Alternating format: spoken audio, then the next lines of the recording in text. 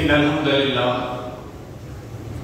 नहमदुहु व नस्तईनुहु व नस्तगफिरुह व नऊज़ु बिल्लाहि मिन शुरूरि अनफुसिना व मिन सय्यिआति अअमालिना मन यहदिहिल्लाहु फला मुज़िल्ल लहु व मन युज़लिल्हु फला हादिय लहु व अशहदु अन ला इलाहा इल्लल्लाह वहदहु ला शरीका लहु व अशहदु अन्ना मुहम्मदन अब्दुहु व रसूलुहु अम्मा बअद फ़इन्न खैरल हदीस किताबुल्लाह व खैरल हदी हदी मुहम्मदिन सल्लल्लाहु अलैहि वसल्लम व शर्रल उमूरि मुहदसातुहा व कुल्लु मुहदसतिन बिदअह व कुल्लु बिदअतिन दलाला व कुल्लु दलालतिन फिन्नार। अऊज़ु बिल्लाहि अस्समीइल अलीम मिनश शैतानिर रजीम। बिस्मिल्लाहिर रहमानिर रहीम। या अय्युहल्लज़ीना आमनु तक़ुल्लाहा हक़्क़ तुक़ातिही व ला तमूतुन्ना इल्ला व अंतुम मुस्लिमून। या अय्युहन्नासु तक़ू रब्बकुमुल्लज़ी ख़लक़कुम मिन नफ़्सिन वाहिदा व ख़लक़ मिन्हा ज़ौजहा व बस्सा मिन्हुमा रिजालन कसीरन व निस्साअ वत्तक़ुल्लाहा अल्लज़ी तसाअलूना बिही वल अरहाम इन्नल्लाहा काना अलैकुम रक़ीबा। या अय्युहल्लज़ीना आमनु तक़ुल्लाहा व क़ूलू क़ौलन सदीदा युस्लिह लकुम अअमालकुम व यग़फिर लकुम ज़ुनूबकुम व मन युतिइल्लाहा व रसूलहु फ़क़द फ़ाज़ फ़ौज़न अज़ीमा। बिस्मिल्लाहिर रहमानिर रहीम। रब्बि इश्रह ली सदरी व यस्सिर ली अमरी वहलुल उक़दतम मिन लिसानी यफ़क़हू क़ौली रब्बि ज़िदनी इल्मा। सर्वलोकाల సృష్టికర్త ప్రభువు పోషకుడు అయిన అల్లాహ్ సుబ్హానహు వ తఆలాకు మాత్రమే సమస్త స్తోత్రం. ఆయనే ఆకాశాలను భూమిని మరియు వీటి మధ్య ఉన్న సమస్తాన్ని 6 దినములలో 6 అయ్యాములలో సృష్టించాడు. అల్లాహ్ సుబ్హానహు వ తఆలా స్తోత్రముల తర్వాత మానవుల మార్గదర్శకత్వం కోసం మానవులకు రుజుమార్గం చూపించడం కోసం అల్లాహ్ సుబ్హానహు వ తఆలా పంపిన ప్రవక్తలందరిపై కూడా అల్లాహ్ సుబ్హానహు వ తఆలా యొక్క శాంతి కరుణ మరియు శుభాలు దరుదు సలాము రెండుగాక. ప్రత్యేకంగా చిట్ట చివరి ప్రవక్త ముహమ్మద్ రసూలుల్లాహ్ సల్లల్లాహు అలైహి వసల్లం పై అల్లాహ్ సుబ్హానహు వ తఆలా యొక్క శాంతి కరుణ మరియు శుభాలు దరుదు సలాము రెండుగాక. అదే విధంగా ఈ జుమా ఖుత్బాకు హాజరైన సోదర సోదరి మనులందరిపై కూడా అల్లాహ్ సుబ్హానహు వ తఆలా యొక్క శాంతి కరుణ మరియు శుభాలు రెండుగాక. ఆమీన్. సోదర సోదరీమణులారా, నేటి జుమా ఖుత్బాలో మీ ముందు ప్రసంగించబోయే అంశం బహుశా సోషల్ మీడియా ద్వారా మీ వరకు చేరి ఉండవచ్చు. తఖ్వా అంటే ఏమిటి? తఖ్వా అనేది అరబీ పదం. ఈనాటి అంశంలో తఖ్వా అంటే ఏంటి, తఖ్వా కలిగి ఉండడం వల్ల మనకు కలిగేటటువంటి ప్రాపంచిక ప్రయోజనాలు ఏంటి, పరలోక ప్రయోజనాలు ఏంటి, తఖ్వా కలిగినటువంటి వ్యక్తులలో ఉండవలసినటువంటి లక్షణాలు ఏంటి, లేదా ఏ లక్షణాలు ఉంటే అతనిలో తఖ్వా ఉంది అని మనం భావించవచ్చు. అయితే అంశంలోకి వెళ్ళే ముందు ఒక విషయాన్ని దయచేసి గుర్తుంచుకోండి. స్వర్గాన్ని పొందాలంటే తప్పనిసరిగా కలిగి ఉండవలసినటువంటి లక్షణాలు కొన్ని ఉన్నాయి. వాటిలో తఖ్వా కూడా ఒకటి. తఖ్వా అంటే ఏమిటో అర్థం చేసుకునే ముందు ఈ విషయాన్ని దయచేసి గుర్తుంచుకోండి. తఖ్వా ఉంటేనే స్వర్గంలో ప్రవేశించగలుగుతాము. తఖ్వా లేకపోతే మాత్రం స్వర్గంలో ప్రవేశించే అవకాశం లేదు. తఖ్వా అనేటటువంటి అరబీ పదానికి ఆగిపోవడం అనేటటువంటి అర్థం ఉంది.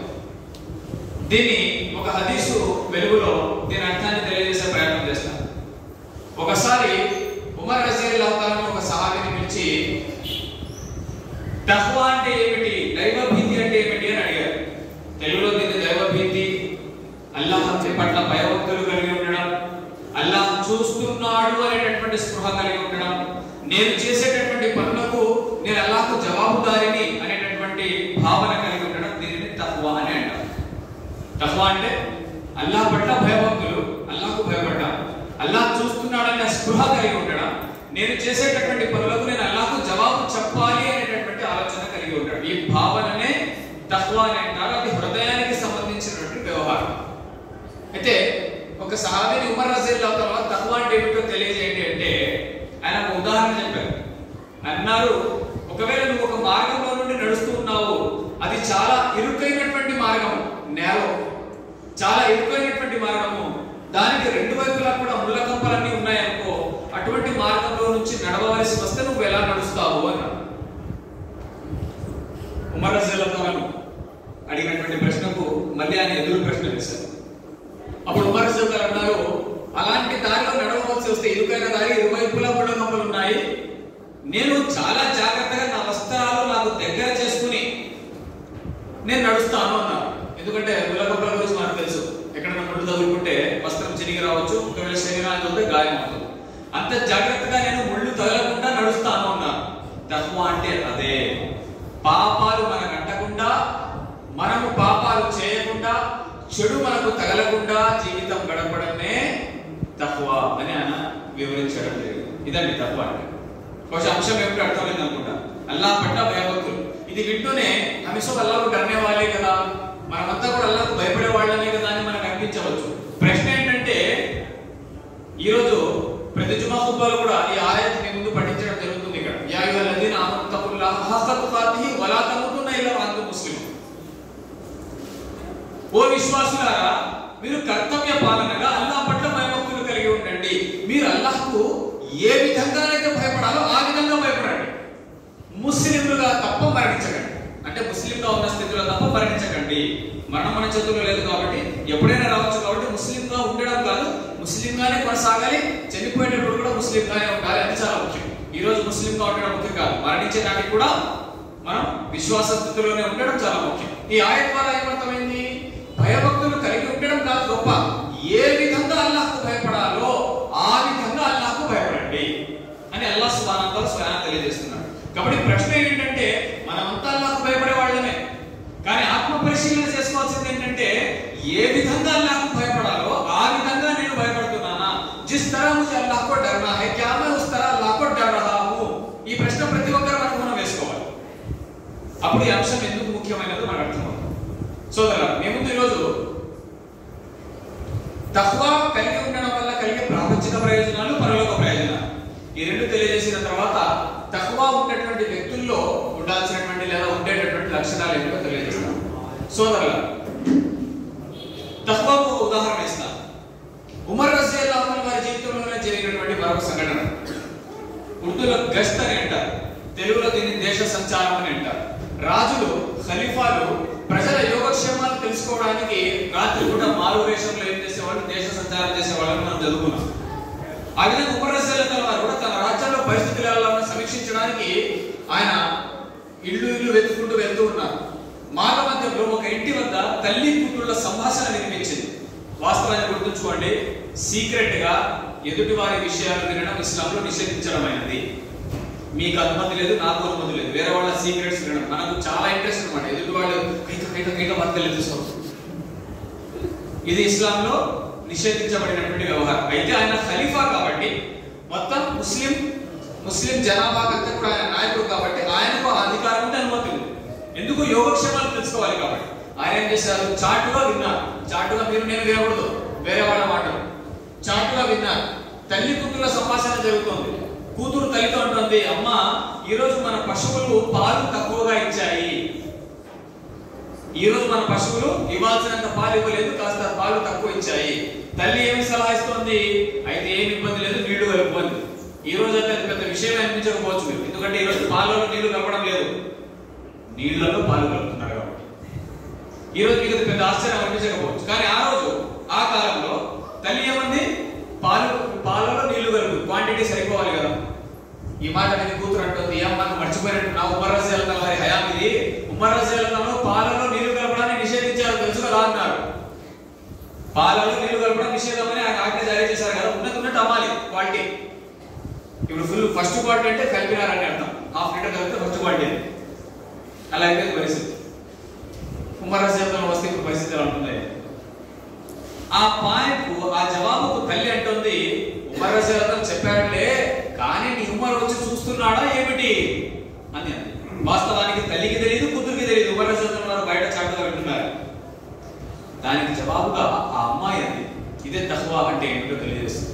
ఆ అమ్మాయి జవాబిస్తుంది, అమ్మా ఉమర్ చూడకపోవచ్చు, ఒక ఖలీఫా చూడకపోవచ్చు, కానీ ఉమర్ను పుట్టించినటువంటి అల్లాహ్ చూస్తున్నాడు కదా అని జవాబిచ్చింది. ఆ ఇంటికి ఒక గుర్తు వేసుకుని వెళ్ళిపోయాడు. మరుసటి రోజు ఆ ఇంటికి వచ్చి తన కుమారుడికి ఇచ్చి ఆ అమ్మాయికి వివాహం చేశాడు. రాత్రి పూట అమ్మాయి ఎవరో తెలియదు, పేరు తెలియదు. ఆమె ఏం చదువుకుంది ఏమి తెలియదు. మనం ఇప్పుడు అదే కదా చూసేది, ఏం చదువుకుంది, హైట్ ఎంత. మన విన్నాను సంబంధాలలో ఏం చేస్తారంటే పర్వాని వచ్చి హైట్ జరా ఫరక్ है నాకు జరా బింగి है, ఫ్యాక్టరీలో వేసిస్తారు ఆ ప్రోడక్ట్, నాకు జరా బింగి है సిద్ధి కావాలి. ఏ విషయాలు చూడాలి మనం మర్చిపోయాం. అందుకే ఈ రోజు ఏమైపోతుంది, వివాహాల తర్వాత భార్యాభర్తల మధ్య గొడవలు. దేన్ని చూడాలో దాన్ని చూడడం లేదు. ఉమర్ రజల్లాహు అన్హు ఏం చూశారు, అందచందాలు చూడడం లేదు, వారి వంశం అవేమి చూడలేదు, తఖ్వా చూశారు. ఆ అమ్మాయిలో ఏముంది, దైవభీతి ఉంది, అల్లాహ్కు భయపడుతోంది. ఉమర్కు కాదు, ఉమర్ను పుట్టించిన సృష్టికర్తను అల్లాహ్ చూస్తున్నాడు కదా అంది. దానికి మించి ఇంకేం కావాలి. అలాంటి అమ్మాయి పాపం చేస్తుందా, అలాంటి అమ్మాయి పాపం చేయనప్పుడు భర్త పాపం చేస్తే తట్టుకుంటుందా, ఒప్పుకుంటుందా? అలాంటప్పుడు ఆ నుండి వచ్చేటటువంటి రాబోయే తరాలు ఎలా ఉంటాయి, ఎలా ఉంటాయి? చరిత్ర దానికి సాక్ష్యం. సమయం ఇప్పుడు లేదు, కానీ వారి ఆ వంశం నుండి గొప్ప గొప్ప విద్వాంసులు, ధార్మిక పండితులు వచ్చారు. తల్లి అలా ఉంది కాబట్టి చెప్పే విషయం ఏంటంటే తక్కువ అంటే ఇది. నువ్వు చూస్తున్నావా నేను చూస్తున్నాను కాదు, మీరు నేను మనమంతా కూడా ఈరోజు ఎలా ఉన్నామంటే ప్రజల ముందు ఒక రకంగా, ప్రజల వెనకాల ఇంకొక రకంగా.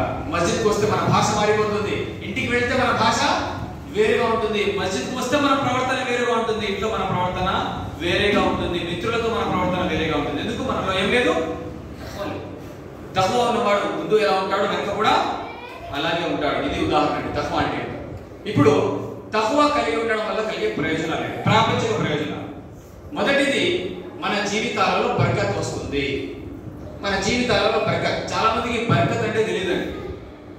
బర్కత్ అంటే అది కంటికి కనిపించేది కాదు, అనుభవించగలిగేది.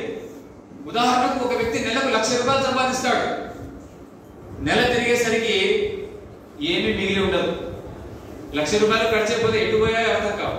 ఒక వ్యక్తి 10,000 సంపాదిస్తాడు, కానీ దాంట్లో 1,000, 1,500 మిగిలించుకోగలుగుతాడు. ఆ 10,000 రూపాయలలో బర్కత్ ఉంది, 1,00,000 రూపాయల బర్కత్ లేదు. అంటే బర్కత్ అంటే ఏంటి? వస్తువు తక్కువగా ఉన్నా కూడా అది అందరికీ సరిపోయే విధంగా ఉంటుంది, దాన్ని అంటారు బర్కత్. జీవితం చిన్నగా ఉంటుంది, 40-50 సంవత్సరాల బ్రతికి ఉండవచ్చు, కానీ అతని జీవితంలో చేసినటువంటి పుణ్యాలు చాలా మంది తమ జీవితాలను కలిపి చేసుకోలేరు. దానికి ఒక ఉదాహరణ ఇమాం ఇబ్న్ తైమియా రహిమహుల్లాహ్ గారు. ఆయన తన జీవితంలో ఇస్లాం మీద ఎన్ని పుస్తకాలు రాశారంటే, ధార్మిక పుస్తకాలు ఇస్లాంకు సంబంధించి, అవి చదవడానికి ఒక జీవితం సరిపోదు. ఆయన ఎన్ని రాశారు, ఆ పుస్తకాలన్నీ చదవడానికి ఒక జీవితం సరిపోదు. నాకు ఆశ్చర్యం కలిగింది, హౌ ఇస్ ఇట్ పాసిబుల్? ఒక జీవితంలో రాసిన పుస్తకం, ఒక వ్యక్తి రాసిన పుస్తకాలు చదవడానికే జీవితం సరిపోదంటే అతని వయసు ఎంత ఉండాలి? 500 సంవత్సరాలు బతికాడా, 1000 సంవత్సరాలు బతికాడా? లేదు, అతని జీవితంలో బర్కత్ ఇచ్చాడు అల్లాహ్ సుబ్హానహు వ తఆలా. తక్కువ టైంలో ఎక్కువ పని చేసి వెళ్ళిపోయాడు. ఇదండి బర్కత్ అంటే. ఇది రావాలి మన జీవితంలో. आज क्या नहीं है हमारे जिंदगी में, वो नहीं है सब. 1వ తేదీ ఫుల్ కలెక్షన్, 31వ తేదీ అప్పులు. ఇదే మన బాధ. బర్కత్ లేదు. ఎలా వస్తుంది? దైవ భీతి ద్వారా వస్తుంది. మన ఫార్ములా వేరుందండి. మన ఫార్ములా ఎలా ఉందంటే, క్యా బా మస్జిద్ కు ఆతానే హై, జర తక్లీఫ్ है కదా, కష్టాలు ఉన్నాయంట, కొన్ని సెటిల్మెంట్ ఉన్నాయంట, కొన్ని ఆర్థిక ఇబ్బందులు ఉన్నాయంట, తొలగిపోతే వస్తాడట. కష్టాలు తొలగిపోతే ప్రపంచం నుండి విషయం చూడండి. అల్లాహ్ సుబ్హానహు వ తఆలా ఏమంటున్నాడు? మీరు దైవభీతి కలిగి ఉంటే మీ జీవితంలో బర్కత్ ఉంటుంది. బర్కత్ రావాలంటే, ఉన్నది సరిపోవాలంటే ఏం రావాలంటే దైవభీతి రావాలి. ఇది మొదటి విషయం. రెండవది, ముక్తి మార్గం, సాఫల్యానికి మార్గం. సాఫల్యం పొందాలంటే ప్రపంచంలో ఏం కావాలి? తఖ్వా మన జీవితంలో ఉండాలి. తఖ్వా అంటే, మళ్ళీ కొంతమంది వచ్చినటువంటి సోదరుల కోసం మళ్ళీ రిపీట్ చేస్తున్నానండి. తఖ్వా అంటే అల్లాహ్ పట్ల భయభక్తులు. అల్లాహ్ పట్ల భయభక్తులు. నాకు విషయం గుర్తొచ్చిందండి, ఆశ్చర్యం వేస్తుంది, తప్పుగా భావించకండి. నేను ఒక టీచర్ని కాబట్టి ఉదాహరణ వాడుకున్నాను. ఎవరైనా క్లాస్ ఆలస్యంగా వస్తే టీచర్ బయట నిలబెడతాడండి. నువ్వు ఆలస్యంగా వచ్చావు, నువ్వు బయట నిలబడమంటాడు. వాస్తవానికి ఖురాన్లో అల్లాహ్ సుబ్హానహు వ తఆలా ఏం చెప్పాడంటే, జుమా రోజు అజా ఇస్తేనే పరిగెత్తుకుంటూ రండి మస్జిద్ వైపుకు అన్నాడు. ఎవరైతే ముందుగా వస్తారో వారి పేర్లని ఫరిస్తా రిజిస్టర్ చేస్తాడు, నోట్ చేస్తాడు అని అన్నారు. ఎప్పుడైతే ఖుత్బా స్టార్ట్ అవుతుందో ఆయన రిజిస్టర్ మూసేసి మనతో పాటు వచ్చి కూర్చొని ఖుత్బా వింటారు అన్నారు. ఈ రకంగా మనలో ఎంతమంది జుమాకు ప్రెసెంట్, ఆబ్సెంట్ అంటే ఎలా దృష్టిలో ఆలోచన చేయండి. మళ్ళీ పాయింట్ వస్తున్నాను. తఖ్వా అంటే ఏంటి? అల్లాహ్ పట్ల భయభక్తులు, అల్లాహ్ చూస్తున్నాడు అనేటటువంటి స్పృహ, నేను చేసే పనికి అల్లాహ్కు జవాబు చెప్పాలి అనేటటువంటి ఆలోచన. దీనిని తఖ్వా అని అంటారు. ఈరోజు మన అంశం అది. మూడవది తఖ్వా యొక్క ఉదాహరణ, బెనిఫిట్ ఏంటి? అల్లాహ్ సుబ్హానహు వ తఆలా అంటున్నాడు, ఈ రోజు మనలో చాలా మందికి అతిపెద్ద సమస్య, మరి ముఖ్యంగా లాక్డౌన్ తర్వాత అతిపెద్ద సమస్య ఏంటంటే జీవనోపాధి. రిజల్ట్ కమానా ఆజ్ ముష్కిల్. లాక్డౌన్ ప్రభావం ఇప్పటికీ ఉంది. దీనికి సంబంధించి అల్లాహ్ సుబ్హానహు వ తఆలా ఏమంటున్నాడు, వమన్ యత్తఖిల్లాహ యజ్అల్ లహు మఖ్రజా. సూరా తలాక్ సూరా నంబర్ 65 ఆయత నంబర్ 2. ఎవరైతే దైవభీతి కలిగి ఉంటారో, అల్లాహ్ పట్ల భయభక్తులు కలిగి ఉంటారో, అల్లాహ్ ఏం చేస్తాడు, యజ్అల్ లహు మఖ్రజా, వారికి ముక్తి మార్గం చూపిస్తాడు, కష్టాల నుండి వారిని గట్టెక్కిస్తాడు. వమన్ యర్జుకు మిన్హు లా యహ్తసిబ్, మరియు వారు ఊహించని దిక్కు నుండి జీవనోపాధి ప్రసాదిస్తాడు. మీరు ఊహించి ఉంటారు అటువంటి వైపు నుండి మీకు నేను జీవనోపాధి ఇస్తాను. కండిషన్, మీరు నాకు భయపడాలి, అంటే అల్లాహ్కు భయపడాలి. ఎప్పుడైతే మనం అల్లాహ్కు భయపడే వారిగా మారుతామో, మనం ఊహించని దిక్కు నుండి అల్లాహ్ మనకు జీవనోపాధి ఇస్తానని వాగ్దానం చేశాడు. ఇప్పుడు మనం జీవనోపాధి కోరుకుంటూ ఉంటే, చదువుకున్న వాళ్ళు యువకులు ఉద్యోగాలు కోరుకుంటూ ఉంటే, మంచి వ్యాపారం జరగాలి, లాభాలు రావాలి అని కోరుకుంటుంటే, మనము వ్యాపారంలో పడే శ్రమలో కొంత శ్రమ ఏం చేయాలి, దైవభీతి పెంపొందించుకోవడానికి పడాలి. మనలో తక్కువ తీసుకుని వచ్చే ప్రయత్నం చేస్తే అల్లాహ్ సుబ్హానహు వ తఆలా మన పనులను మన కోసం ఏం చేస్తాడండి, సులభం చేస్తాడు. 5వ విషయం, భూమి ఆకాశాలంతా స్వర్గం లభిస్తుంది. ఈరోజు సెంటుకు కొట్టాడుకొని వస్తున్నారు. 1 సెంటు స్థలానికి ప్రజలు కొట్టుకొని వస్తున్నారు. మొన్న 1 సెంటు 1.5 సెంటు ఇస్తామంటే పనులన్నీ మానుకొని ఉదయం నుండి రాత్రి వరకు పడగాములు కాశారు ప్రజలు. ప్రభుత్వము ఇళ్ల స్థలాలు ఇస్తాను అంటే 1 సెంటు ఇస్తానంటే ఉదయం నుండి రాత్రి వరకు ఆయన వస్తాడు, మనకు పట్టా ఇస్తాడు అని నిలబడ్డారు. భూమి ఆకాశాలంతా స్వర్గం ఇస్తానంటున్నాడు అల్లాహ్ సుబ్హానహు వ తఆలా. మీ పేరుతో రిజిస్టర్ అవుతుంది. చేయాల్సిందేంటి, మనలో తక్కువ తీసుకుని రావడం, మన జీవితాలలో తక్కువ ఉండాలి. ఉన్నటువంటి వారికి భూమి ఆకాశాలంతా స్వర్గం ఇస్తానన్నారు. ఇవి ప్రాపంచిక ప్రయోజనాలు, ఈ ప్రపంచంలో లభించే ప్రయోజనాలు. పరలోకంలో లభించబోయే ప్రయోజనాలు ఏంటి? మొట్టమొదటిది, ఎవరైతే దైవభీతి కలిగి ఉంటారో వారు గుంపులుగా స్వర్గంలో ప్రవేశింపజేయబడతారు. మొదటిది. 2, అటువంటి వారికి బాధ ఉండదు, అటువంటి వారికి దుఃఖం ఉండదు. ఎందుకు బాధ ఉండదు, ఎందుకు దుఃఖం ఉండదు అంటే, రేపు తీర్పు దినాన ప్రవక్తలు కూడా టెన్షన్ లో ఉంటారు.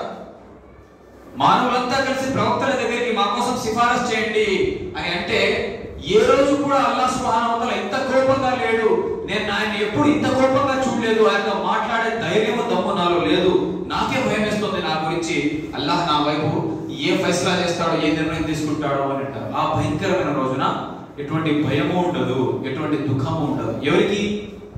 దైవభీతి కలిగి ఉండేటటువంటి వారికి. ఇది 2వ ప్రయోజనం. 3వది, ఎవరైతే దైవభీతి కలిగి ఉంటారో అల్లాహ్ సుబ్హానహు వ తఆలా వారి పాపాలను తొలగించి పుణ్యాలు ప్రసాదిస్తాడు. మనలో ఎవరైనా क्या गुनेज कराने అంటే అతను అందరికంటే పెద్ద అసత్యవాది. सबसे बड़ा झूठा कौन? मैं सबसे बड़ा नेक आदमी, मैं गुनेज कराने అనేవాడు అందరికంటే పెద్ద అసత్యవాది. కారణం, ప్రవక్త సల్లల్లాహు అలైహి వసల్లం వారు ఏమన్నారు, కుల్లు బని ఆదమ ఖతాం. ఆదం అలైహిస్సలాం సంతానంలో ప్రతి ఒక్కరు పాపులే. ప్రతి ఒక్కరు, మీరు నేను మనమంతా పాపులే. అయితే ఉత్తమమైన పాపాలు చేసే వాళ్ళలో బెస్ట్ ఎవరంటే, పాపం జరిగిపోయిన తర్వాత తను చేసినటువంటి పాపానికి పశ్చాత్తాపపడి క్షమాభిక్ష వేడుకునేవాడు. ప్రతి ఒక్కరు పాపాలు చేస్తారు, కానీ మేలైన వాడు పాపం జరిగిపోయిన తర్వాత పశ్చాత్తాపపడి అల్లాహ్కు క్షమాపణ వేడుకునేవాడు ఉత్తమమైన వాడు అన్నారు. కాబట్టి పాపాలు మనమందరం చేసి ఉన్నాం. ఆ పాపాలు తొలగించబడాలంటే, పాపాలు పుణ్యాలుగా మార్చబడాలంటే ఏం కావాలి? మన జీవితాల్లో తఖ్వా ఉండాలి. తర్వాత రేపు తీర్పు దినాన మీరు నేను మనమంతా కూడా ఒక బ్రిడ్జ్ దాటాలి. దాన్ని పుల్ సిరాత్ అంటారు. చాలా పదునైనటువంటిది. ఆ బ్రిడ్జ్ సులభంగా దాటగలగాలంటే మన జీవితాలు ఏముండాలి? తఖ్వా ఉండాలి. తఖ్వా ఉంటే ఆ బ్రిడ్జిని చాలా సులభంగా దాటవచ్చు. వీటన్నిటికంటే ఇంకా ముఖ్యమైనది పరలోకంలో మనకు లభించేది. అదేమిటో చెప్పే ముందు ఒక హదీస్ వినిపిస్తాను. ఒక వ్యక్తి తన జీవితాంతం ఈ భూమి మీద కష్టాలే పడ్డాడు. జీవితాంతం కష్టాలు, దుఃఖాలు. అలాంటి వ్యక్తి చనిపోయిన తర్వాత కర్మల విచారణ జరుగుతుంది. ఆ కర్మల విచారణలో అల్లాహ్ సుబ్హానహు వ తఆలా తనను అడుగుతాడు. ప్రశ్న వినండి, ఏమడుగుతున్నాడు వినండి. ఏమంటాడు అల్లాహ్ సుబ్హానహు వ తఆలా, ఓ నా దాసుడా, ప్రపంచంలో నీ జీవితం ఎలా గడిచింది? ఆ దాసుడు అంటాడు, అల్లాహ్ నా జీవితాంతం కష్టాలే, నేను సుఖం అనేది నా జీవితంలో ఎప్పుడు చూడలేదు అంటాడు. అంటే జీవితాంతం డిఫికల్టీస్. అయితే అల్లాహ్ అంటాడు, అయితే అన్ని కష్టాలు నీకు ఉన్నప్పటికీ కూడా, జీవితాంతం కష్టాలు ఉన్నా కూడా నువ్వు సహనం వహించావు. ఏం చేశావు? సహనం వహించావు. ఆ సహనానికి ప్రతిఫలంగా నేను నీకు స్వర్గాన్ని ఇస్తున్నాను, వెళ్ళు హాయిగా స్వర్గంలో ఉండు అంటాడు. జీవితాంతం కష్టాలు పడ్డాడు, ఒక్క రోజు కూడా అతను ఆనందపడింది లేదు. సుకూన్ इसने उसकी जिंदगी में पूरी जिंदगी उसकी मुश्किलात मुसीबतों में गुजर गई. అటువంటి వ్యక్తి అల్లాహ్ ఏమంటున్నాడు, నువ్వు అన్ని కష్టాలు పడ్డా, సహనం వహించావు, సబర్ కరా, కాబట్టి ఈ సహనానికి ప్రతిఫలంగా నువ్వు స్వర్గంలోకి ప్రవేశించు అంటాడు. అతను ఆ స్వర్గంలోకి ప్రవేశిస్తాడు. స్వర్గంలో అద్భుతమైనటువంటి స్వర్గాన్ని చూస్తాడు. చూసి ఆనంద డోలికలో మునిగి తేలుతూ ఉంటాడు. మళ్ళీ అల్లాహ్ సుబ్హానహు వ తఆలా దాసుని పిలిచి మళ్ళీ అదే ప్రశ్న, ఇందాకేమడిగాడు, ఎప్పుడైనా ప్రపంచంలో కష్టాలు పడ్డావా? జవాబు ఏమొచ్చింది, జీవితాంతం కష్టాలే. మళ్ళీ అదే ప్రశ్న అడుగుతాడు. ఎప్పుడు అడుగుతున్నాడు? స్వర్గాన్ని చూసుకున్న తర్వాత అడుగుతున్నాడు అల్లాహ్ సుబ్హానహు వ తఆలా, ఓ నా దాసుడా, జీవితంలో ఎప్పుడైనా ప్రపంచంలో కష్టాలు పడ్డావా? అదే వ్యక్తి, జీవితాంతం కష్టాలు పడ్డ వ్యక్తి, స్వర్గాన్ని చూసుకున్న తర్వాత ఏమంటున్నాడు, దాని ప్రతిఫలాన్ని చూశాడు కదా, అంటున్నాడు, కష్టాల నేనా? లేదే, నేను ఎప్పుడు కష్టాలు పడలేదే అంటున్నాడు. అబద్ధం ఆడుతున్నాడా? మాట మార్చుతున్నాడా? లేదండి. ఆ స్వర్గం ఎంత అద్భుతంగా ఉందంటే 60, 70, 80 సంవత్సరాలుగా పడ్డ కష్టాలన్నీ ఒక్క క్షణంలో మరిచిపోయాడు. ఆ స్వర్గం అంత అద్భుతంగా ఉంది. అది స్వర్గం అంటే ఊహించలేము. అంతటి అద్భుతమైన స్వర్గాన్ని చూసుకున్నాం. ఇది ఎలాంటిదంటే అర్థం కాని ఉదాహరణ చెప్తానండి. పిల్లవాడు తప్పు చేశాడు, మీ పిల్లవాడు తప్పు చేశాడని మీరు మీ పిల్లవాడిని కొట్టారు. పాపం అలిగి అక్కడ మూలను కూర్చొని ఏడుస్తూ ఉంటాడు. మరుసటి రోజు పిల్లవాడికి కొత్త సైకిల్ తెచ్చి కానుకగా ఇవ్వండి, నీకోసం సైకిల్ తెచ్చామనండి. ఆ సైకిల్ చూసిన ఆనందంలో మీరు మళ్ళీ అడగండి, నేనేమన్నా కొట్టినానని ఫీల్ అవుతారా అని అడగండి మీ పిల్లవాడిని. మాకు ఎంతో మారింది, ఎంతో సమజ్లేక రాత్రి మామూలు అలిగాడు కదా, బాధపడ్డాడు తెలుసు. పొద్దున అడగండి మళ్ళీ సైకిల్ ఇచ్చి, ఏమైనా నేను కొట్టానని ఏమైనా బాధపడ్డావా? లేదే, ఇంకో 2 కొట్టింటే ఎక్కువ బయటనే వచ్చేది నేను అంటాడు. సైకిల్ అనే ఆనందం నిన్న పడ్డ దెబ్బలను మర్చిపోయేలా చేసింది. స్వర్గాన్ని చూసిన ఆనందం జీవితాంతం పడ్డ కష్టాలను మర్చిపోయేలా చేసింది. ఇది స్వర్గం యొక్క గొప్పదనం. ఈ హదీస్ అక్కడితో అయిపోలేదు, అసలైన విషయం ఇప్పుడు వస్తుంది. ఆ దాసుని అల్లాహ్ సుబ్హానహు వ తఆలా స్వర్గంలోకి వెళ్ళిన తర్వాత అడుగుతాడు, ఓ నా దాసుడు, ఇంకేమైనా కావాలని చెప్పు, ఇంకేమైనా కావాలి. పేట్ పర్ ఖలాగా అభికల్ హోనాతో ఆర్డర్ బోల్తూ కాసి బోల్తా, ఆ రకంగా ఉంటుంది పరిస్థితి. స్వర్గంలో ఉన్నాడు, అద్భుతమైనటువంటి సౌకర్యాలు, ఇంకా ఏమీ కావాలి? మాల్మహతని బోల్లేగా ఇనేసి క్యా వారు, అన్ని ఉన్నాయి, ఇంకేమడగాలి? ఏం లేదల్లా, అన్ని ఉన్నాయి. I have enough, more than enough. ఏం లేదు అడుగు, ఏమైనా కావాలంటే అడుగు. ఏమీ అవసరం లేదల్లా, లేదు అడుగు, ఏమైనా ఇంకా కావాలేమో అడుగు. అప్పుడు మూడవసారి ఆ వ్యక్తి జవాబిస్తాడు, వల్ల అన్ని ఉన్నాయి, ఏ కమీ హై, ఒక్కటి నాకు తీరని కోరిక ఉంది. ఏమిటది? ఆ దాసుడు అంటాడు, వల్ల నేను భూమి మీద ఉండగా నిన్ను ఆరాధిస్తూ ఉండేవాడిని, కానీ నిన్నెప్పుడు నేను చూడలేదు, నిన్ను చూడాలనుకుంటున్నాను అల్లాహ్ అని అంటాడు. నేను చూడాలనుకుంటున్నాను, అంతవరకు అల్లాహ్ను చూడలేదు ఆ దాసుడు. అప్పుడు అల్లాహ్ సుబ్హానహు వ తఆలా మొట్టమొదటిసారిగా అతని ముందర ప్రత్యక్షమవుతాడు, దర్శన భాగ్యం లభిస్తుంది. మొట్టమొదటిసారి అల్లాహ్ను చూస్తాడు దాసుడు. 60, 70, 80 సంవత్సరాలు కష్టాలు పడ్డాడు.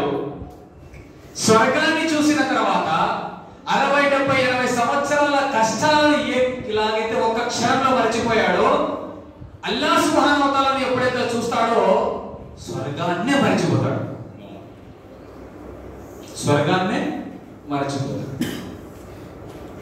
ఇప్పుడు స్వర్గం గొప్పదా, అల్లాహ్ యొక్క దర్శన భాగ్యం గొప్పదా? ఆలోచన చేయండి. స్వర్గంలో వెళ్ళడం కాదు గొప్ప, అల్లాహ్ యొక్క దర్శన భాగ్యం లభించడం గొప్ప. ఎందుకంటే అల్లాహ్ యొక్క దర్శన భాగ్యం స్వర్గవాసులకే లభిస్తుంది. అయితే ఇక్కడ ఒక కొసమెరుపు ఉంది. కొసమెరుపు ఏంటంటే ప్రవక్త సల్లల్లాహు అలైహి వసల్లం అన్నారు, అక్కడ దాసులు తమ కర్మలను బట్టి పుణ్యాలు ఎక్కువగా చేసుకున్నాడు అనుకోండి, ఉదయం సాయంత్రం అల్లాహ్ యొక్క దర్శనం, ఉదయం సాయంత్రం అల్లాహ్ యొక్క దర్శన భాగ్యం, సుబహ్ షామ్ అల్లాహ్ కా దీదార్. ఎవరికి? పుణ్యాలు ఎక్కువగా చేసుకున్న వాడికి. పుణ్యాలు తక్కువగా చేసుకున్న వాడికి వారానికి ఒక్కసారి దర్శన భాగ్యం. సబ్జరాన్ బాల్కనీ మీడియాతో క్యా హాలత్, అర్థమైంది కదా? అందరికీ ఒకే విధంగా పుణ్యాలు ఎక్కువ చేసుకున్న వాళ్ళు ఉంటారు, తక్కువ చేసుకున్న వాళ్ళు ఉంటారు. పాస్ అయితే చాలు అనుకుని ఉంటారు, కొంతమంది డిస్టింక్షన్ కొట్టాలని ఉంటారు. డిస్టింక్షన్ వాళ్ళకు పాస్ అయిన వాళ్ళకి అందరికీ ఒకే కాదని అందరూ పాస్ అంటే ఎలా ఉంటుందో ఇలాగే ఉంటుంది కదా. అందుకే అల్లాహ్ ఏమంటున్నాడు ప్రవక్త సల్లల్లాహు అలైహి వసల్లం, ఉదయం సాయంత్రం అల్లాహ్కు దర్శన భాగ్యం. పుణ్యాలు ఎక్కువ చేసుకుంటే, పుణ్యాలు తక్కువ చేసుకుంటే వారానికి ఒకసారి దర్శన భాగ్యం. అయితే ఇది హదీస్లో లేదు, నాకు అనిపించింది ఇది వింటూనే. వారానికి ఒకసారి అంటున్నారంటే మన వాళ్ళు కూడా ఏదో పని చేస్తారు, వారానికి ఒకసారి చేస్తారు, తలస్నానం చేసి చేస్తారు ఆ పని, జుమ్మాకు రావడం. బహుశా ఆ కేటగిరీనా ఏమైనా వారానికి ఒక్కసారి జుమ్మా రోజు కనపడతారు, మసీద్ నిండిపోతుంది, మసీద్ మెంబర్లంతా మీటింగ్ చేసుకుంటారు, కమిటీ మెంబర్లంతా అరే మసీద్ బరవద్దని ఎవరైనా ఫ్లోర్ దాల్నా, ఫ్లోర్ के ऊपर फ्लोर डालना, పూర్తి జజ్బాత్ आप चंदे को जाना, బిల్డింగ్ అందాలన్నా బస్ होती नहीं కైగా ఈ మసీదు అనే ఆలోచనతో పాపం కమిటీ మెంబర్లు లేస్తారు, అసలు నమాజ్కి వస్తారు, కమిటీ మెంబర్లు తప్ప ఎవరు ఉండరు. అది మన పరిస్థితి. బహుశా కేటగిరీ వారానికి ఒకసారి దర్శనం కావాలంటే ఇలాగే ఉంటుందేమో నాకు అనిపించింది, హదీస్లో లేదు, ఆచరణను బట్టి ప్రతిఫలం. కాబట్టి స్వర్గం పొందడం గొప్ప కాదు, స్వర్గంలో అల్లాహ్ యొక్క దర్శన భాగ్యం లభించడం గొప్ప. అది ఆషామాషి వ్యక్తులకు లభించదు, తఖ్వా కలిగి ఉన్న వారికి లభించే బహుమానం. ఉదయం శాతం కావాలా, తఖ్వా ఉండాలి. తర్వాత తఖ్వా కలిగి ఉండే వారిలో ఉండాల్సిన లక్షణాలు, కొన్ని లక్షణాలు నిబంధించాం. ఏ ఏ లక్షణాలు ఉంటే ఇతనిలో తఖ్వా ఉంది అని మనం భావించగలుగుతాం. మొదటిది సూర బఖరా మీరు ఒకవేళ పఠిస్తే 2వ సూర ప్రారంభంలోనే 3వ ఆయత్ నుండి 4వ ఆయత్ 2 ఆయతులు చదివితే 6 విషయాలు చెప్పాడు అల్లాహ్ సుబ్హానహు వ తఆలా. ఒకవేళ మీకు సూర బఖరా తెలుసుంటే బిస్మిల్లాహిర్ రహమానిర్ రహీం అలిఫ్ లామ్ మీమ్ జాలికల్ కితాబు లా రైబ ఫీహి హుదల్ లిల్ ముత్తఖీన్. జాలికల్ కితాబు లా రైబ ఫీహి హుదల్ లిల్ ముత్తఖీన్. ఈ గ్రంథం, ఇందులో ఎటువంటి అనుమానం లేదు, దైవభీతి కలిగి ఉన్న వారికి మార్గదర్శకత్వం. ఈ కితాబ్ उन लोगों के लिए हिदायत वाली है, रास्ता दिखाने वाली है, जिनके पास अल्लाह का खौफ है, तक़वा. అంటే అల్లాహ్కు భయపడే వారికి గ్రంథం దారి చూపిస్తుంది. మరి ఎవరు అల్లాహ్కు భయపడేవారు? అల్లదీన యుమినూన బిల్ గైబి వ యుకీమూన స్సలాత వ మిమ్మా రజక్నాహుమ్ యున్ఫికూన్ వల్లదీన యుమినూన బిమా ఉంజిల ఇలైక వ మా ఉంజిల మిన్ ఖబ్లిక వ బిల్ ఆఖిరతి హుమ్ యుమినూన్. 6 విషయాలు చెప్పబడ్డాయి. ఎవరంటే వారు? గైబ్ అగోచర విషయాలను నమ్మేవారు, నమాజును స్థాపించేవారు, మేము ప్రసాదించిన జీవనోపాధి నుండి మా మార్గంలో ఖర్చు చేసేవారు, మేము ప్రసాదించిన జీవనోపాధి నుండి మా మార్గంలో ఖర్చు పెట్టేవారు, మరియు ఇంతకు పూర్వం మేము అవతరింపజేసిన గ్రంథాలన్నిటినీ విశ్వసించేవారు, ఖురాన్ పట్ల కూడా విశ్వాసం కలిగి ఉండేవారు, మరియు తీర్పు దినాన్ని కూడా నమ్మేటటువంటి వారు. ఈ 6 లక్షణాలు దైవభీతి కలిగి ఉండేవారు ఉండాల్సిన లక్షణాలు. మొదటిది అల్లదీన యుమినూన బిల్ గైబ్, అగోచర విషయాలు. అగోచరం అంటే కంటికి కనిపించనిది, చెవులకు వినిపించనిది, మనసుకు అర్థం కాని. ఉదాహరణకు స్వర్గం ఉంది, నరకం ఉంది, సమాధి శిక్షలు ఉన్నాయి, తీర్పు దినం ఉంది, కంటికి కనిపించవు, విషయాలు అర్థం కావు ఈ హృదయానికి. అలాంటి విషయాలు నమ్మాలి, ఇది యథార్థము అని. రెండవది, అల్లాహ్ మాకు ఇచ్చినటువంటి ధనాన్ని అల్లాహ్ మార్గంలో ఖర్చు చేయాలి, పూర్వ గ్రంథాలను విశ్వసించాలి, ఖురాన్ను విశ్వసించాలి, తీర్పు దినాన్ని కూడా విశ్వసించాలి. అది తఖ్వా కలిగి ఉండాల్సిన లక్షణం, తఖ్వా ఉన్నటువంటి వారు. తర్వాత ఇంకొక లక్షణం, మీలో తఖ్వా ఉంది అనడానికి లక్షణాలు ఉంటే మీలో తఖ్వా ఉన్నట్టు. జ్వరం ఉంది అంటే లక్షణం ఏంటి? జ్వరం ఉంటే శరీరం వేడిగా ఉంటుంది. ఆ విధంగా మనలో తఖ్వా ఉందంటే ఈ లక్షణాలు మనలో ఉండాలి. ఇంకొక లక్షణం ఏంటి? సహనం ఉండాలి. సహనం అంటే కష్టం కలిగిన మొదటి క్షణంలో కలిగేటటువంటి భావన, సహనం కష్టాల సమయంలో.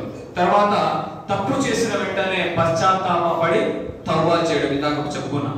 ఆ తర్వాత పుణ్య కార్యాలలో, మంచి పనులలో ఒకరికొకరు తోడ్పడడం, ఇవన్నీ కూడా లక్షణాలండి. దైవభీతి కలిగి ఉండాలంటే లక్షణాలు ఏంటి? మంచి పనులలో ఒకరికొకరు హెల్ప్ చేసుకోవాలి, సహాయపడాలి. తర్వాత సత్యవంతులతో ఉండాలి. సత్యవంతులతో ఉండేవాడు ఇద్దరు కూడా సత్యవంతుడు అవుతాడు, అంతే కదండి.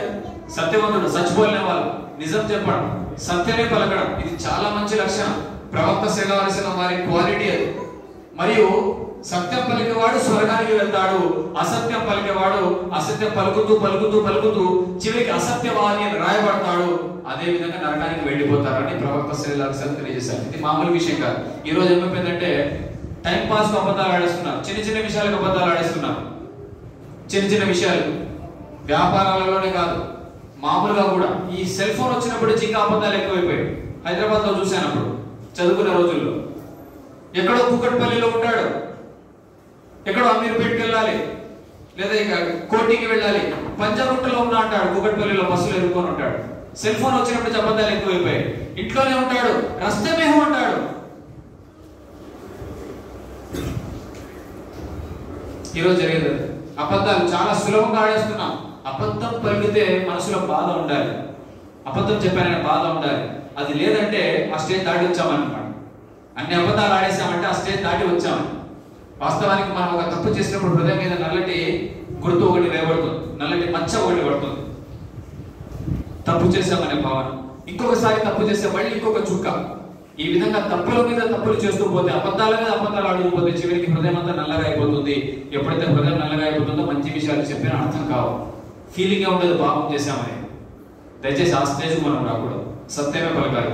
తర్వాత యుక్తమైన మాట మాట్లాడాలి, అంటే మంచి మాట మాట్లాడాలి. ప్రవక్త సల్లల్లాహు అలైహి వసల్లం అన్నారు, ఎవరైతే అల్లాహ్ను మరియు తీర్పు దినాన్ని విశ్వసిస్తారో వారు మాట్లాడితే మంచి మాట మాట్లాడాలి, లేదా ఉస్కుత్ మౌనంగా ఉండాలి. మాట్లాడితే మంచి మాట మాట్లాడండి. మీరు మంచి మాట మాట్లాడలేకపోతే మౌనం వహించండి.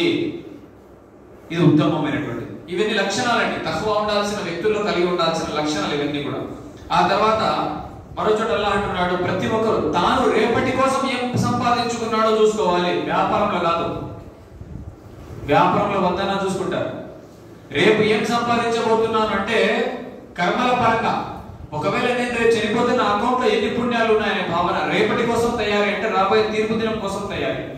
ఆ రకంగా ఆచరణ ఉండాలి. ఇదండి తఖ్వా కలిగి ఉండాల్సిన వ్యక్తులలో ఉండే లక్షణాలు. కొన్నింటిని మీ ముందు ఉంచాను. చివరిగా తఖ్వాకు సంబంధించి 2 లేదా 3 ముఖ్యమైన విషయాలు చెప్తాను. ఏమేమి చెప్పానండి ఈరోజు? తఖ్వా అంటే ఏమిటో చెప్పాను. తఖ్వా వల్ల కలిగే ప్రాపంచిక ప్రయోజనాలు, పరలోక ప్రయోజనాలు చెప్పాను. తఖ్వా ఎవరిలో అయితే ఉంటుందో వాళ్ళలో ఉండాల్సిన లక్షణాలు చెప్పాను. చివరిగా 2 ముఖ్యమైనటువంటి ప్రవక్త సల్లల్లాహు అలైహి వసల్లం అన్నారు, ఇత్తఖుల్లాహ హైతుమా కుంతుమ్. ఒక వ్యక్తి వచ్చి ప్రవక్త దగ్గరికి, ప్రవక్త నాకు ఒక సలహా ఇవ్వండి, give me a piece of advice. మీరు నాకు ఒక సలహా ఇచ్చిన తర్వాత ఇక నేను జీవితంలో ఎవరికి ఏ సలహా అడగాల్సిన అవసరం నాకు రాకూడదు. ఐసా మష్వరా దో कि दुनिया में जिंदगी में अभी मुझे किसी को पूछना ना पड़े. అటువంటి సలహా ఇవ్వండి, ఇక ఎవరిని నేను జీవితంలో అడగాల్సిన అవసరం పడకూడదు, అలాంటి సలహా ఇవ్వండి అన్నాడు.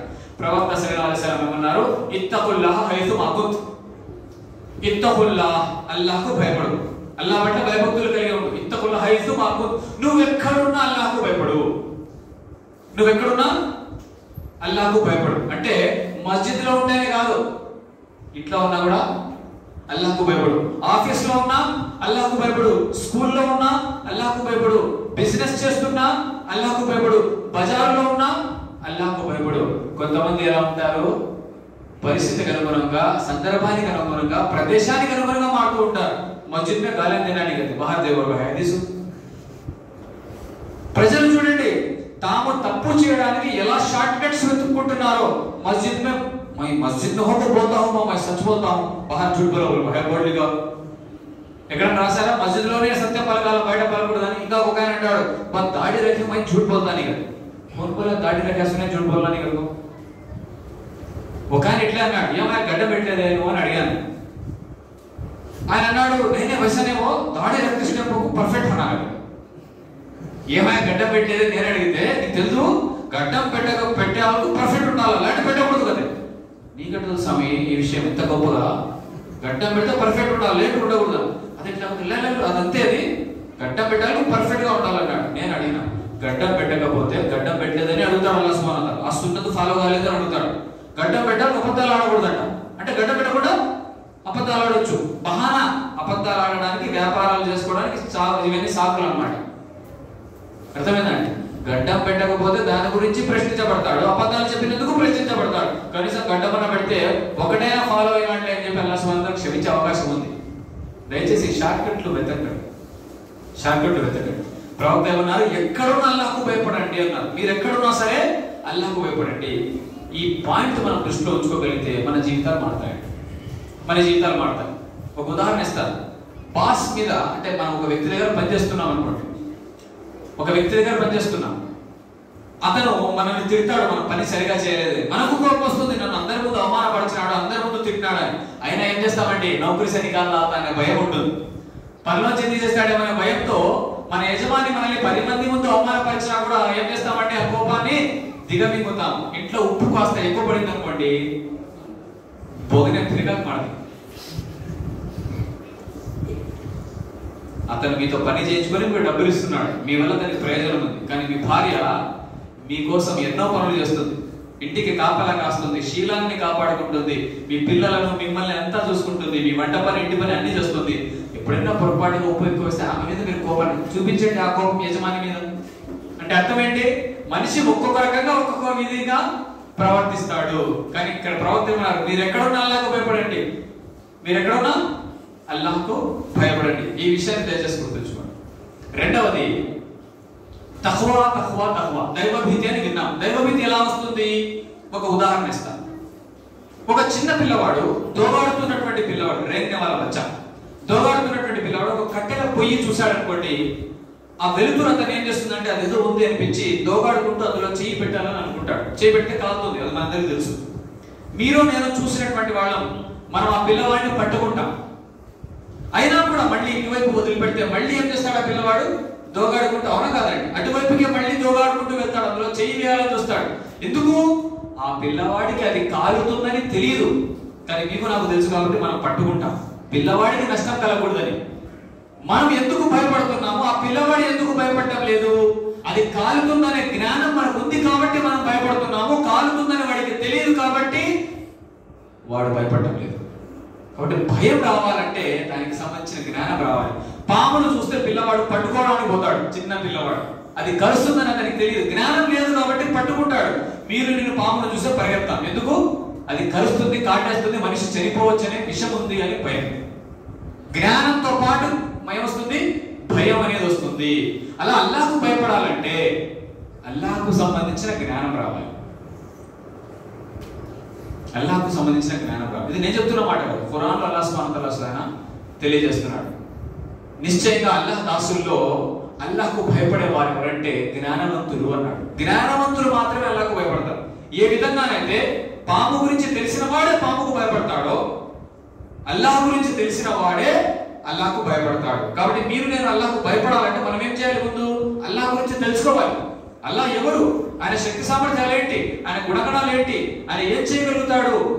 అల్లాహ్ గురించి ఎప్పుడైతే జ్ఞానం వస్తుందో, ఎంత గొప్పవాడో తెలిస్తే ఆటోమేటిక్ గా మనలో కూడా అల్లాహ్ పట్ల భయభక్తులు, దైవభీతి వస్తాయి. ఇది రెండో విషయం. కాబట్టి సోదరులు, రెండు పాయింట్లు చివరిగా చెప్తానన్నాను. ఒకటి, ప్రవక్త వారు ఏమన్నారు? మీరు ఎక్కడున్నా సరే అల్లాహ్కు భయపడండి అన్నారు. రెండవది, జ్ఞానాన్ని సముపార్జించడం ద్వారా మాత్రమే మనము అల్లాహ్కు భయపడే వారిగా మారవచ్చు. ఈ రోజు చెప్పినటువంటి అంశం యొక్క మొత్తం సారాంశం ఏమిటంటే, మీరు నేను మనమంతా కూడా సాఫల్యం పొందాలంటే, స్వర్గం పొందాలంటే మనలో దైవభీతి రావాలి. దైవభీతి ఎలా వస్తుంది? జ్ఞానం ద్వారా వస్తుంది. అల్లాహ్కు సంబంధించిన జ్ఞానాన్ని మనం సంపాదిస్తే మనలో దైవభీతి వస్తుంది. దైవభీతి వస్తే మనం స్వర్గానికి వెళ్ళగలుగుతాం. ఆ జ్ఞానం ఎలా వస్తుంది? ఖురాన్ పఠించడం ద్వారా వస్తుంది. ఈ రోజు ప్రపంచవ్యాప్తంగా 105 భాషల్లో ఖురాన్ యొక్క తర్జుమాలు లభిస్తున్నాయి. 105 భాషలు ఖురాన్ యొక్క తర్జుమాలు. ప్రతిరోజు సమయాన్ని వెచ్చించి ఏం చేయాలి? ఖురాన్లో ఉన్నటువంటి ఆయతులను అర్థం చేసుకునే ప్రయత్నం చేయండి. మీకు ఏ భాష బాగా వస్తుందో ఆ భాషలో చదివే ప్రయత్నం చేయండి. ఈ రోజు మన టైం టేబుల్ ఎలా మారిపోయిందంటే, ఫోన్ కూడా పక్కనే ఉంటుంది, నిద్ర లేస్తూనే కళ్ళు కూడా తెరబడి తరుపుతాడు, ఫోన్ తీస్తాడు, ఫస్ట్ వాట్సాప్ ఫేస్బుక్ తెరిచి కోరుకొని క్యాకే మెసేజ్ అని పేజీ చూస్తాడు.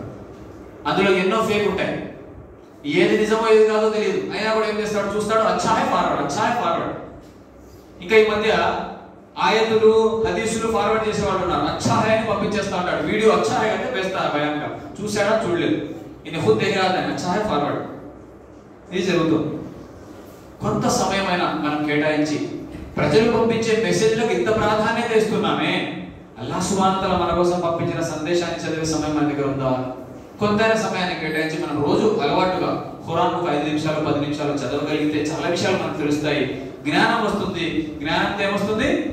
దైవభీతి వస్తుంది. దైవభీతి వస్తే ఇన్షాల్లాహ్ మనం కూడా సాఫల్యం పొందగలుగుతాం. అల్లాహ్ సుబ్హానహు వ తఆలా మనందరికీ కూడా చెప్పినటువంటి విషయాలు అర్థం చేసుకున్న సౌభాగ్యాన్ని ప్రసాదించుగాక. మనంతా కూడా దైవభీతి కలిగి ఉండే సౌభాగ్యాన్ని అల్లాహ్ మనందరికీ ప్రసాదించుగాక. ఎప్పటివరకైతే బ్రతికున్నామో విశ్వాస స్థితిలో ఉండే సౌభాగ్యాన్ని అల్లాహ్ మనందరికీ ప్రసాదించుగాక. మరణం వచ్చినానికి కూడా నోటి నుండి కల్మా వెలువడే సౌభాగ్యాన్ని అల్లాహ్ మనందరికీ ప్రసాదించుగాక. ఆమీన్ యా రబ్బల్ ఆలమీన్. ఆఖిరు దఅవానా అనిల్ హమ్దులిల్లాహి రబ్బిల్ ఆలమీన్.